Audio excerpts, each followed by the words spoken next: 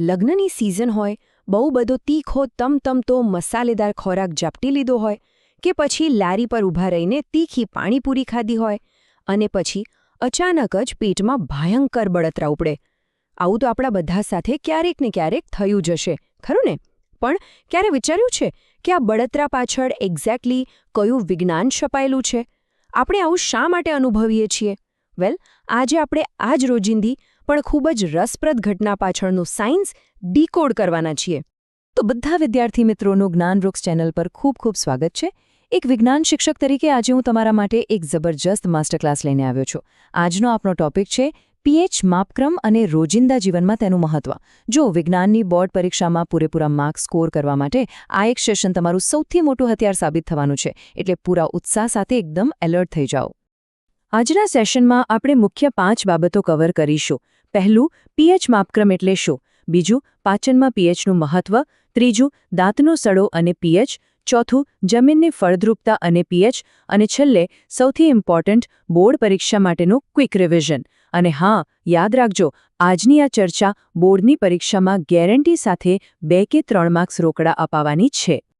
ચાલો, કોઈ પણ જાતના વિલંબ વગર આપણા પહેલા ટોપિક પર જમ્પ કરીએ.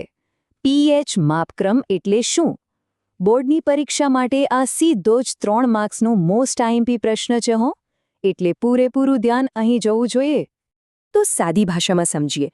કોઈ પણ જલીય દ્રાવણ હોય, તેમાં રહેલા હાઇડ્રોજન આયન એટલે કે H+ની સાંદ્રતા માપવા માટે જે માપક્રમ વિકસાવવામાં આવ્યો છે ને, બસ તેને જ પીએચ માપક્રમ કહેવાય છે. સાવ સિમ્પલ. એટલે કે આપણી પાસે રહેલું પ્રવાહી કેટલું એસિડિક છે કે કેટલું બેઝિક છે, તે આ સ્કેલની મદદથી આપણે એકદમ સચોટ રીતે માપી શકીએ છીએ. હવે એક વાત ખાસ નોંધી લેજો.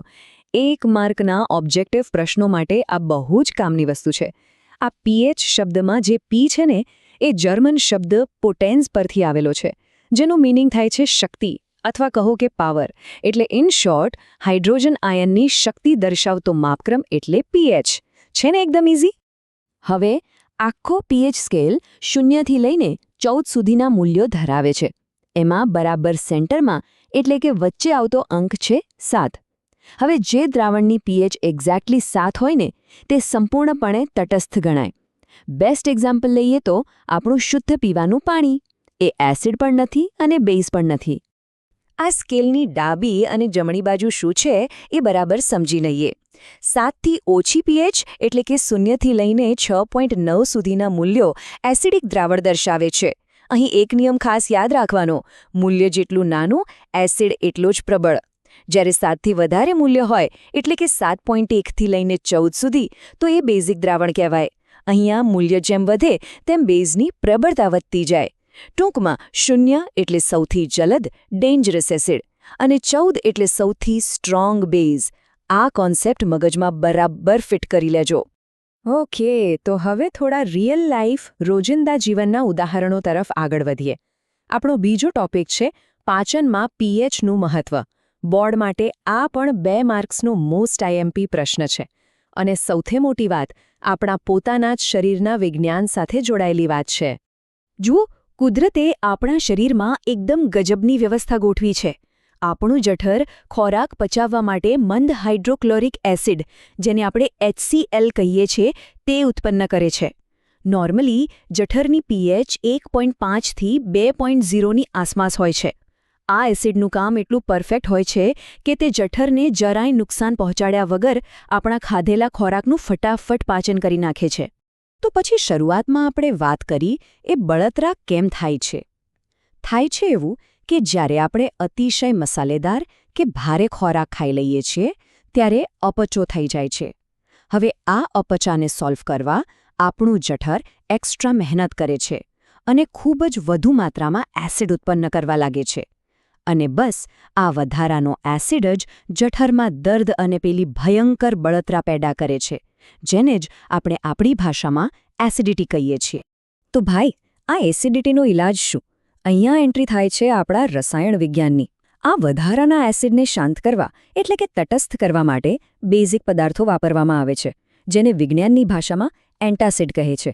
એના બેસ્ટ ઉદાહરણો જોઈએ તો મિલ્ક ઓફ મેગ્નેશિયા અને હા, આપણા રસોડામાં જ જોવા મળતો પેલો ખાવાનો સોડા. આ બેઝિક પદાર્થો અંદર જઈને વધારાના એસિડની અસરને બિલકુલ ન્યુટ્રલાઇઝ કરી દે છે અને આપણને તરત જ રાહત મળી જાય છે. તો મજા આવી રહી છે ને ભણવાની? તો ચાલો હવે જઈએ આપણા ત્રીજા અગત્યના ટોપિક પર, દાંતનો સડો અને પીએચ. પરીક્ષાની દ્રષ્ટિએ આ 2 કે 3 માર્કમાં પૂછાઈ શકે એવો બીજો એક એકદમ જોરદાર પ્રશ્ન છે.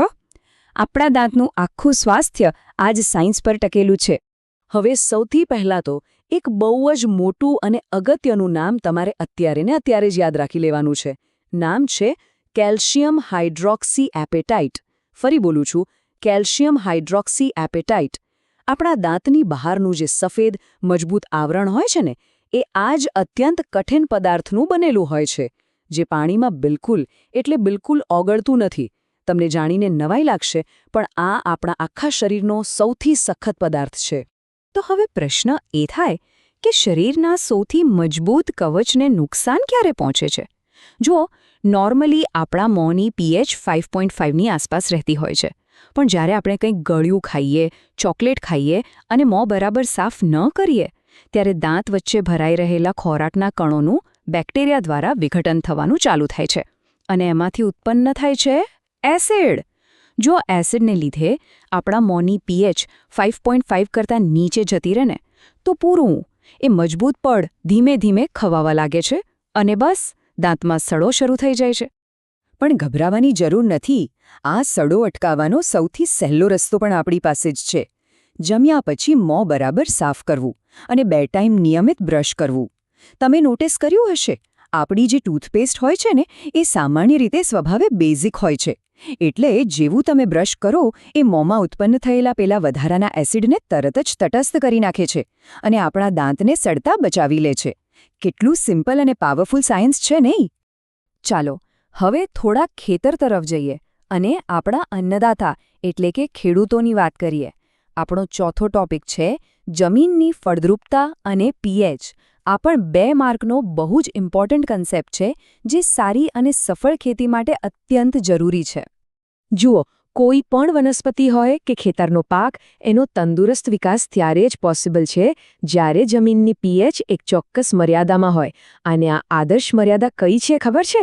6.5 થી 7.5ની વચ્ચે. એટલે એમ કહી શકાય કે જમીન લગભગ તટસ્થ હોવી જોઈએ. જો જમીન વધુ પડતી એસિડિક થઈ જાય કે વધુ પડતી બેઝિક થઈ જાય, તો એ પાકને સીધું અને મોટું નુકસાન કરે છે. હવે પરીક્ષા માટે આ માહિતીને એક ચીટ સમજીને બરાબર મગજમાં સેવ કરી લેજો. જો ક્યારેક વરસાદ કે વધુ પડતા રાસાયણિક ખાતરને લીધે જમીન એસિડિક બની જાય, મતલબ કે પીએચ 6.5થી ઘટી જાય, તો આપણા ખેડૂતો તેમાં કળી ચૂનો એટલે કે ક્વિક લાઇમ જેવા બેઝિક પદાર્થો ઉમેરે છે. અને આનાથી બિલકુલ ઉલટું, જો જમીન બેઝિક બની ગઈ હોય, એટલે કે પીએચ 7.3ની ઉપર જતી રહી હોય, તો ચીરોડી એટલે કે જીપ્સમ જેવા એસિડિક પદાર્થો ઉમેરીને ખેતરની જમીનને પાછી તટસ્થ કરવામાં આવે છે. છે ને એકદમ સ્માર્ટ વર્ક?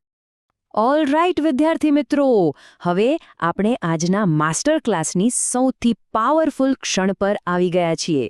બોર્ડ પરીક્ષા ક્વિક રિવિઝન. અત્યાર સુધી આપણે જેટલું પણ શીખ્યા એ બધું જ શોર્ટ ટર્મ મેમરીમાંથી લોંગ ટર્મ મેમરીમાં ફિટ કરી દેવાનો ટાઈમ આવી ગયો છે.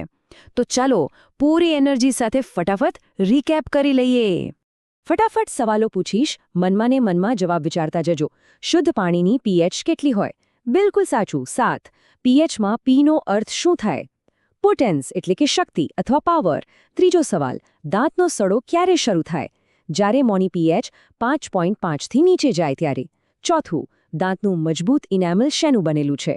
Yes, calcium hydroxy appetite. અને છેલ્લે, એસિડિટીના ઉપચાર માટે આપણે શું વાપરીએ છીએ? એકદમ પરફેક્ટ, એન્ટાસિડ. બસ આ 5 મુદ્દાઓ જેણે પરફેક્ટલી યાદ રાખી લીધા, સમજો બોર્ડમાં એના રોકડા માર્ક્સ પાક્કા. સેશન પૂરો કરતા પહેલા હું તમને બધાને એક વિચારવા જેવો પ્રશ્ન આપીને જાઉં છું.